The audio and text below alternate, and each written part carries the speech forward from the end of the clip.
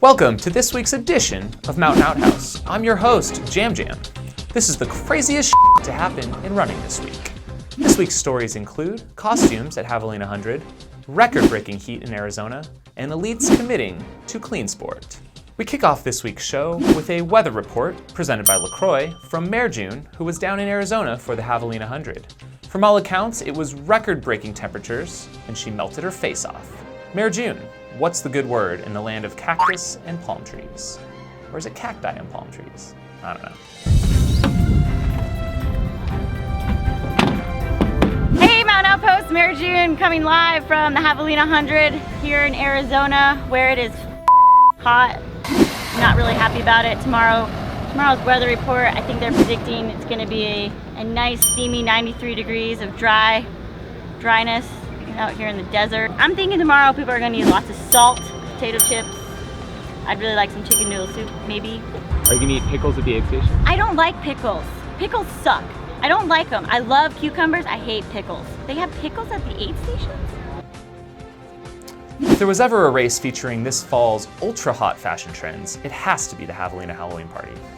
We saw Bacon, Spider-Man, Beer Fairy, Big Bad Wolf, Butterfly, Forrest Gump, Walmsley, Devil, Ladybug, and Dude in Tutu. Not to mention about 100 crop tops. Hashtag Crop Top War Javelina Jundred Scorcher Edition 2016. Hashtag Melt Your Face Off. It's like my face is melting off. Hashtag Presented by LaCroix. Hashtag Weather by MereJune. And we're back. It's fitting we have a new Jackass of the week after this weekend's Javelina Jundred, especially considering there's an aid station named Jackass Junction. This week's honor goes to an unnamed runner who was attempting to drink 50 beers, that's 50 beers, in 100 miles during the race. So obviously this was an extremely ridiculous concept and something that was not taken very seriously at first. But when said runner was 18 beers deep at mile 30, the gravity of the situation became apparent. Said drunk runner was, well, being drunk. Let's all just get on the same page here. I think we can all agree beer and ultrarunning have a common line. We like to run hard and play hard. We like to toast to our accomplishments with a beverage of our choice. For many, that's often a beer after a long run. Sometimes we even like to drink and run at the same time, say a beer mile, which already is a lot by most standards, 4 beers in 1 mile. But then the event is over, and often in a controlled environment and not in an actual race. When you choose to impose your extremely drunk self on an entire race, it's no longer fun for anyone but potentially yourself. Runners and volunteers are now having to devote time to you, not to mention the additional safety hazard you are now imposing upon everyone. So next time you think of that drinking or running challenge to one-up your fellow bro, please do it on your own time and not within the confines of an organized event. If you've been on social media in the past 24 hours, you've likely been overwhelmed with athletes committing themselves to CleanSport with an infinity circle sign and verbal pledge. This is a new development in the fight against doping where athletes, event, and brands are being proactive, and I believe this is to be commended.